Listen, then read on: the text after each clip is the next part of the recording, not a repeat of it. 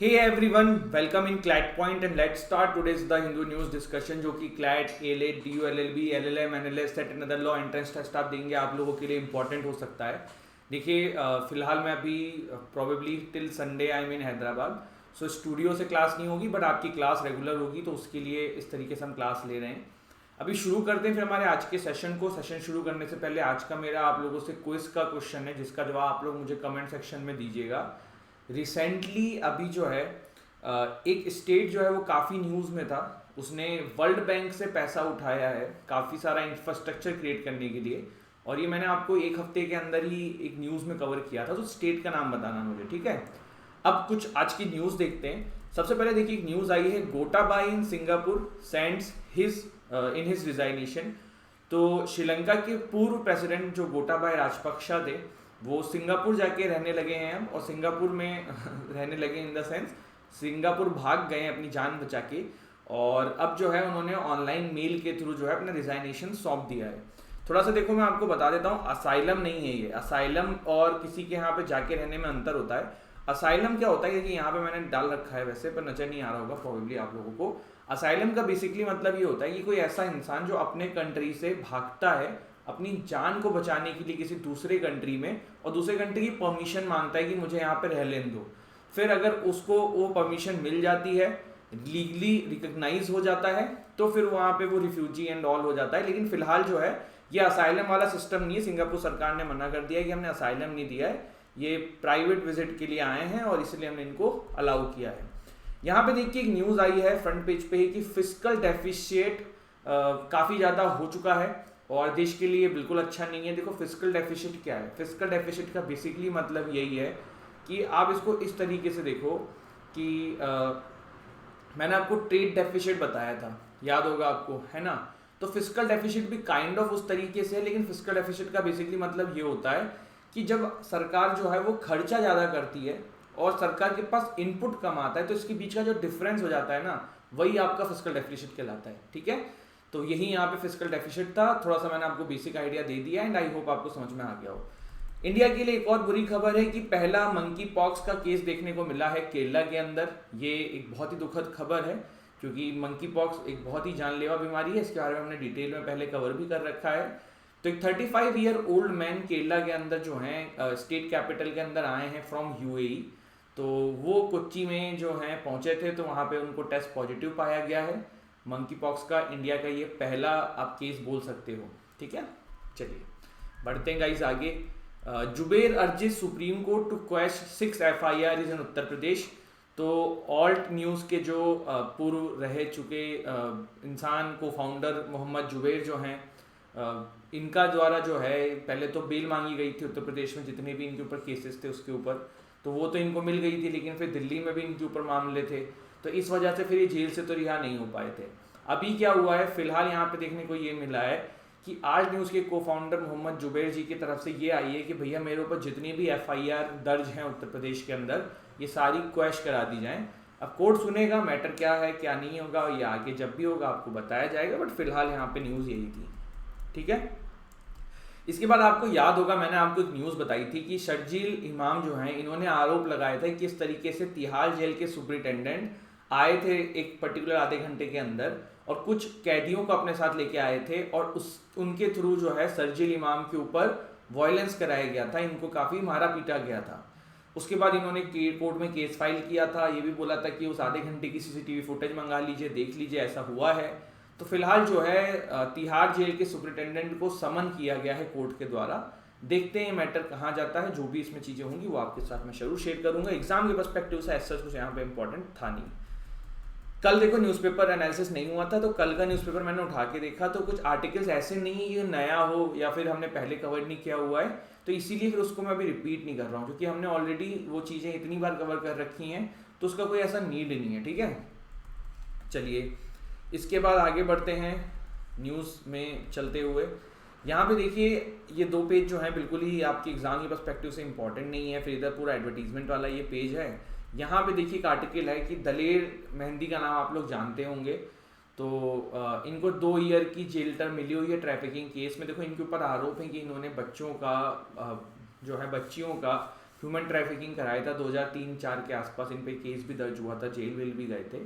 तो उसी के चलते हुए जो है ये जेल में थे, तो फिर बाहर निकलने की कोशिश कर रहे थे। इन्होंने दरख्वास्त लगाई थी कि जो मेरी सज़ा है इसे ख़त्म कर दिया जाए, तो वो चीज़ें ख़त्म नहीं करी गई हैं और ये जेल में ही रहेंगे, इनको आगे जेल रहना पड़ेगा। ये चीज़ सामने आई है, ठीक है। देन हम आगे बढ़ते हैं। यहाँ पे फ्लीइंग क्विटिंग करके जो आर्टिकल आया हुआ है, ये श्रीलंका से रिलेटेड आर्टिकल है। इसमें कहा यही जा रहा है कि भैया अब श्रीलंका के सामने क्या है। तो देखो वहाँ की जो जनता है वो क्या चाहती थी, वो यही चाहती थी कि गोटाबाया राजपक्षा जो हैं, या जो पूरा गोटाबाया फैमिली है, ये जिम्मेदारी ले, ये एक्सेप्ट करे कि हाँ भाई हमारे वजह से इकोनॉमी की हालत हुई है, और जनता इसीलिए प्रोटेस्ट कर रही थी। तो भाई इन्होंने एक्सेप्ट कर लिया, इन्होंने रिजाइनेशन भी दे दिया है। अब क्या है, अब आगे क्या है, तो अब आगे जो वहाँ पे प्रेजेंट गवर्नमेंट है वो कैसे डील करेगी चीज़ों को, वो कैसे आगे लेके बढ़ेगी। तो ये है एक सबको पता है कि विक्रम सिंघे जो हैं वो अभी प्राइम मिनिस्टर हैं, तो probably he will perform the duty of president.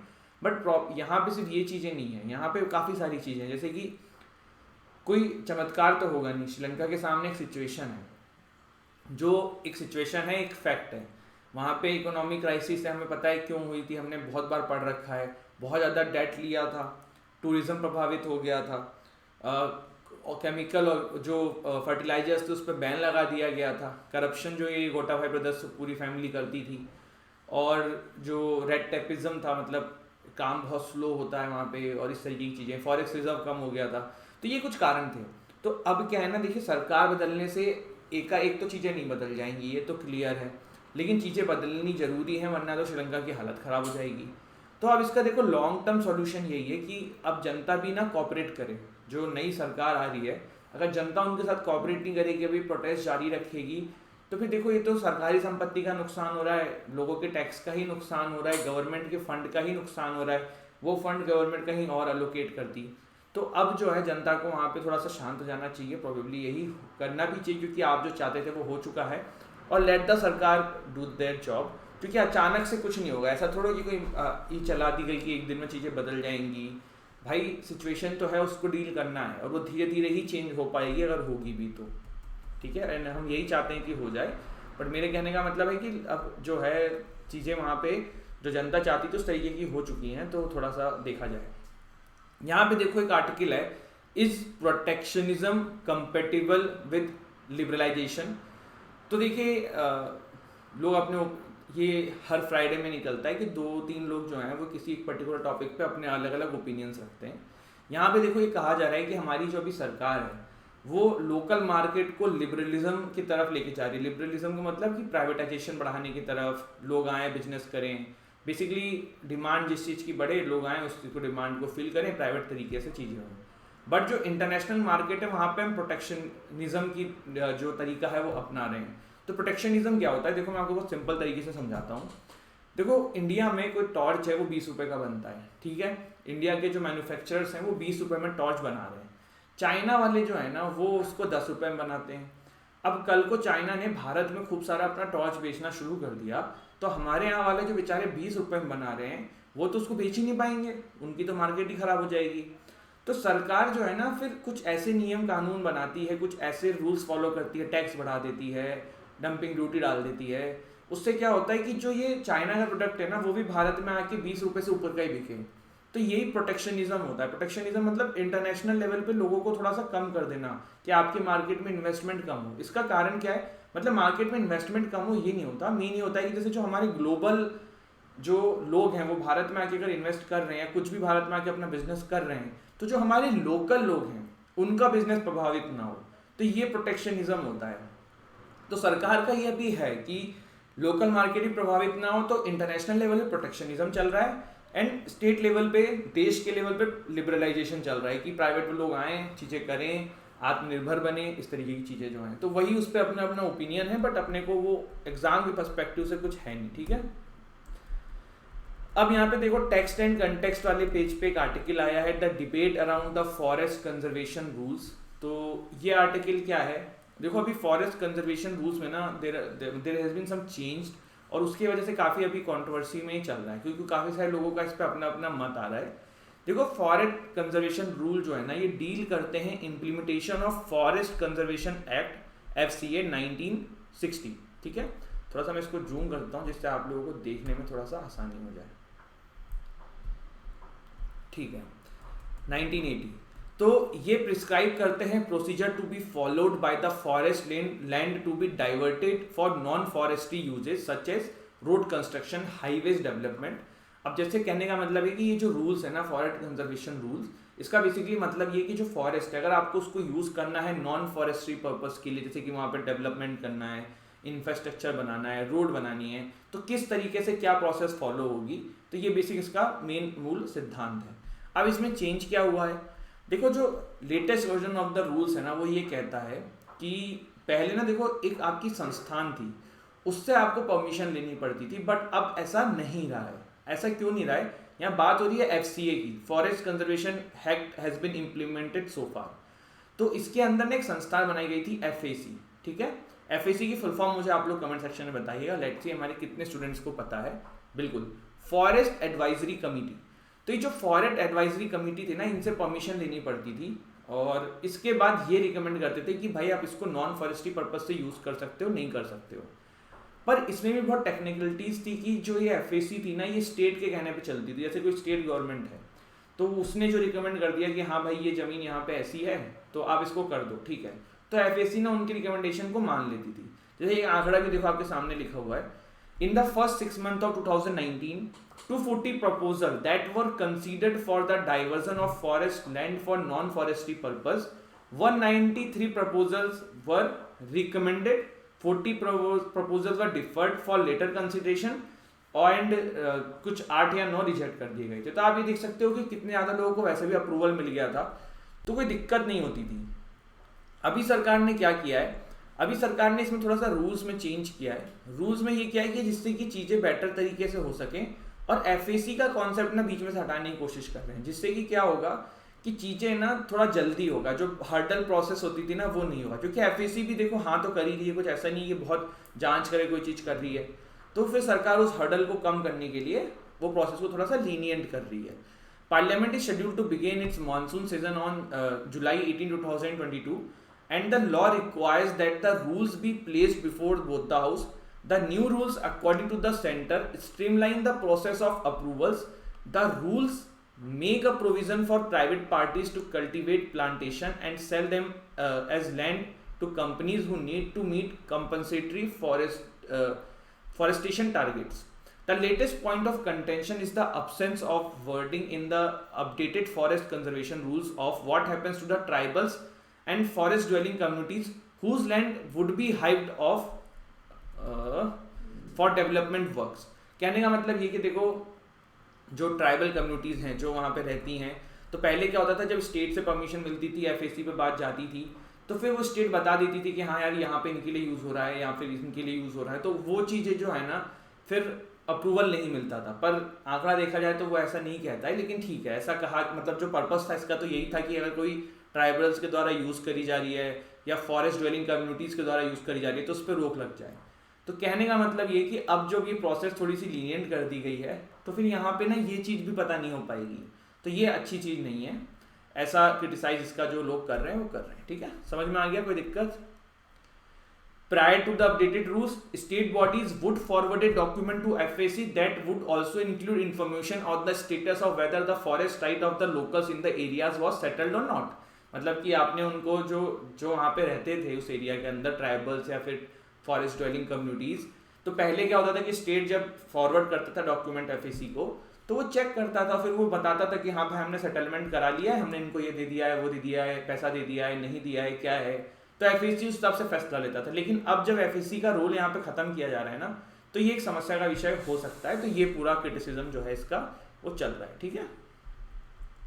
यहाँ पे देखो हमने एक दिन एक आर्टिकल देखा था कि भारत में कितने सारे केसेस पेंडिंग है, क्या है, तो उसी से रिलेटेड यहाँ पे इन्होंने इसको और डिटेल में लिख के दिया हुआ है, ठीक है।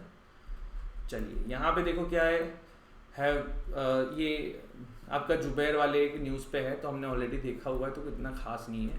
अभी देखो एक नई चीज़ हुई है, नई चीज़ ये हुई है कि पार्लियामेंट का मानसून सेशन आने वाला है, तो एक नई चीज़ ये आई है कि कुछ वर्ड्स लाइक अशेम्ड, अब्यूज्ड, जुमलाजीवी, तानाशाही, betrayed and snoopgate, Covid spreader, corrupt, drama, dictator, hypocrisy, incompetent, unparliamentary expressions के अंदर डाल दिए गए हैं।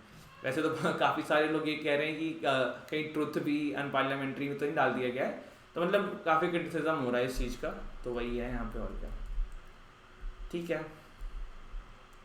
एक अभी नई ग्रुपिंग देखने को मिल रही है I2U2। I2U2 क्या है, ध्यान से सुन लेना, Israel, India and UAE US, ठीक है। तो I2U2 ये ग्रुप जो है ये क्रिएट हो रहा है, तो उसी के लिए भारत ने कहा है कि फूड सिक्योरिटी प्रोजेक्ट्स के लिए हम हमारे लैंड्स देने के लिए इंडिया में रेडी हैं। ये वाला आपको याद ही होगा, चित्रा रामाकृष्णन जी का पूरा मसला, किस तरीके से एक योगी बाबा के ऊपर इन्होंने ट्रस्ट किया था और फिर उसके बाद जो है इन्होंने काफ़ी सारे फैसले लिए थे देश के इतने प्रोमिनेंट एक्सचेंज के अंदर, और वो योगी बाबा कोई नहीं था, एक फ्रॉड व्यक्ति था जो इनको बताता था ये वही चीज़ें करती थी। NSE की यहाँ पे हम जो बात कर रहे हैं, ठीक है, नेशनल स्टॉक एक्सचेंज की ये हेड हुआ करती थी, इनका नाम था चित्रा रामाकृष्णन। जिनको कहानी याद नहीं बता देता हूँ, बहुत ही लेमन लैंग्वेज में समझाता हूँ, आपको समझ में आएगा। चित्रा रामाकृष्णन को एक इंसान था, वो मैसेज करता था कि मैं बाबा हूँ, मेरी बात सुनो। तो इन्होंने उनकी बात सुननी शुरू कर दी। उस बंदे के कहने पे इन्होंने एक अपॉइंटमेंट भी कर दी, और वो अपॉइंटमेंट जिस बंदे की करी वो खूब करप्शन करता था।